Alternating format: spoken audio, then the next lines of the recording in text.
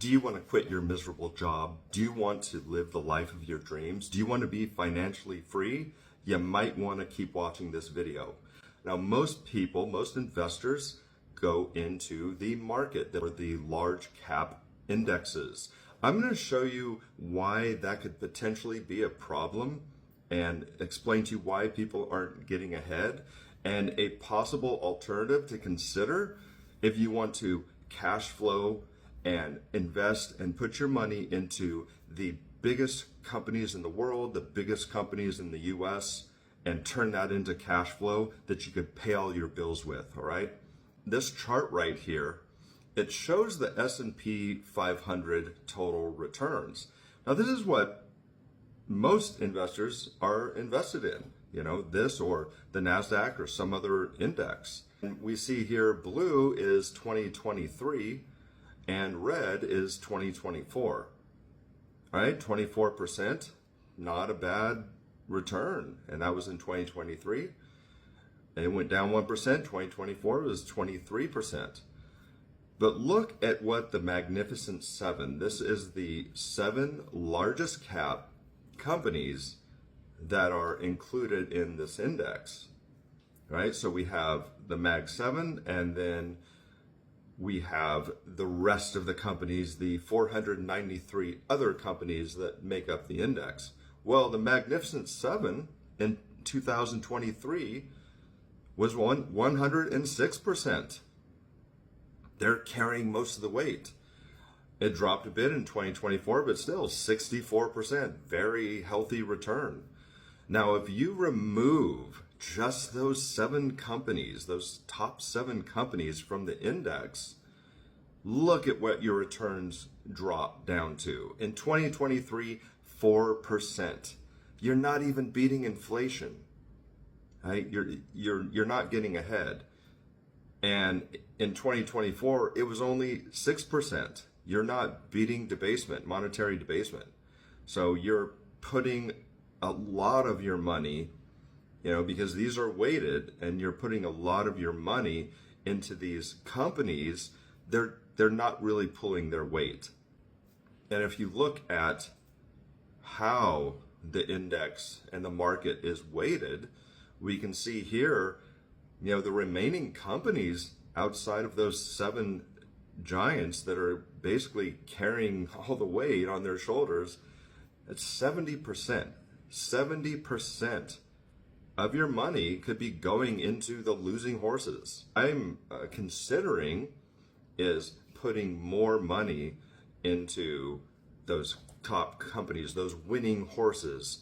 So one thing you have to know about the indexes, when a company gets added, which happens every year, a company or two will get added to these major indexes. So like you could have, you know, Strategy added into the NASDAQ or Palantir added into the S&P 500. Well, another company is going to get booted. It's going to get replaced.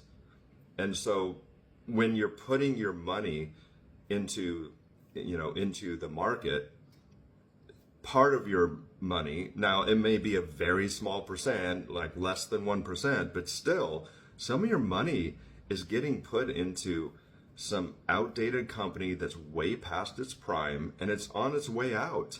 It's like it's on its last leg. Do you really want any of your money to go into those companies?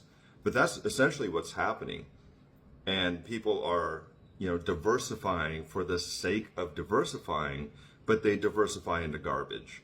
And so what this strategy is going to focus on is cutting the fat, getting rid of those companies that aren't carrying their weight.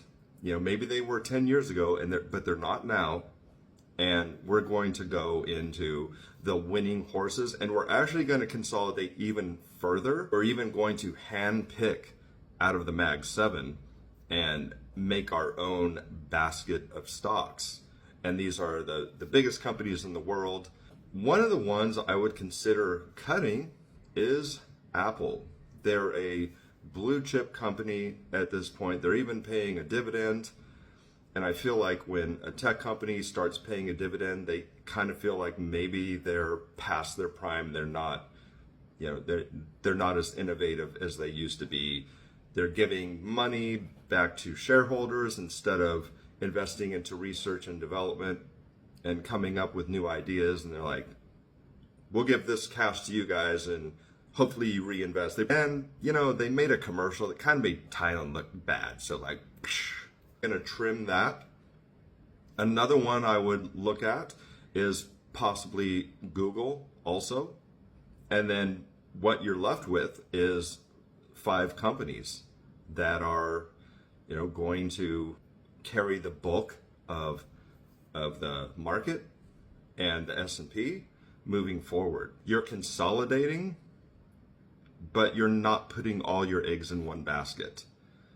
And the goal of this, because a lot of people might be thinking, well, you're taking on a lot of risk because now you're getting rid of your diversity, but laser focused on the winning companies in recent history have been doing the best. And you're putting your money there without having it all, in one place. So you're still staying diversified. Now, this is not financial advice.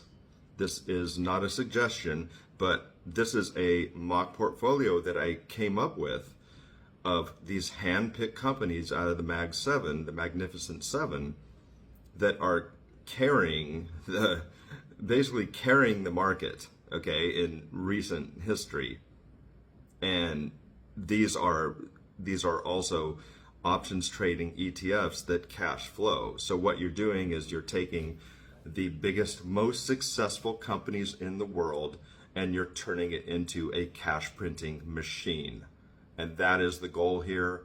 We are consolidating and we're laser focused. We want the highest return. We want the best yield that we can get.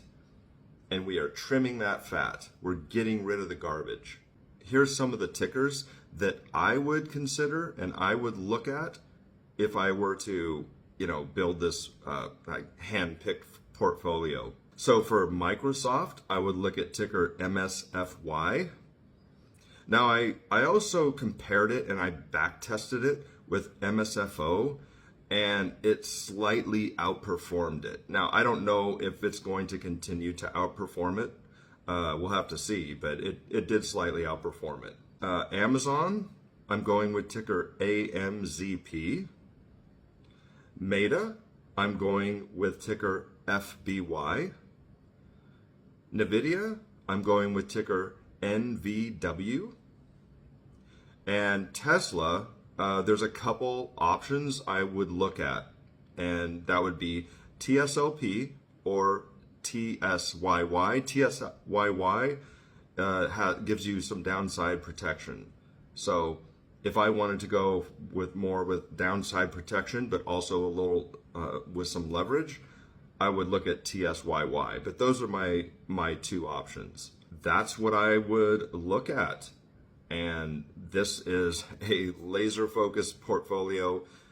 You don't have all your eggs in one basket. You're consolidated. But the point is you're going to get ahead. You are going to outperform inflation and debasement, and you're going to do really well. You're getting rid of companies that you are putting your money into that are not performing well anymore. And they're frankly just not carrying their weight. What these options ETFs do is they pay you in volatility. I feel like people don't quite understand, how they're generating these yields. Well, it's partly because of volatility, right? It's baked in to the yield. Some people, they'll look at, so for example, a NASDAQ covered call ETF or options ETF, and they look at it and they're like, well, how does it pay over 30% yield? The NASDAQ doesn't return that. Well, it's not about returns. It's not about capital appreciation. That's where people are making the mistake. They're not understanding how these work. The volatility is baked into the yield. You're getting paid for the volatility. So you have to understand that. And so And that's not to say that some don't overpay in yield, some do. So you have to choose wisely. But you're making money. Your paycheck is based partly on volatility, and capital gains is also part of that equation, right? Especially with the NAV and your total returns. But I want you to look at, just to illustrate this. This is a really interesting case study. All right, go look at a 1-year chart of Coinbase stock, and then compare it to the options trading fund of Coney. And you look at the chart, it's very choppy, and it's gone down in price over the past year. But the funny thing is I've made thousands of dollars off that volatility. Thousands of dollars. I've profited. I'm ahead. And like, you might be thinking, well, how can you be ahead if the stock price is going down? The underlying stock price is going down. Because it's that volatility that's paying me. I'm making money off of it. And I'm yielding. I'm getting that yield from the volatility of the stock, not the capital depreciation or appreciation. Now, if it went up, that would be an added bonus. That'd be even better, right? That would be fantastic if there was capital appreciation. Maybe there will be moving forward. So this is one way you could have your portfolio perform even better, and maybe you don't have to take all of your money out of the market or the S&P or the NASDAQ if you don't feel comfortable doing it, but you can consolidate more. And the point of the consolidation is to make even more money, more total returns, higher yield, and to really, really get ahead and to grow your wealth and to grow your income.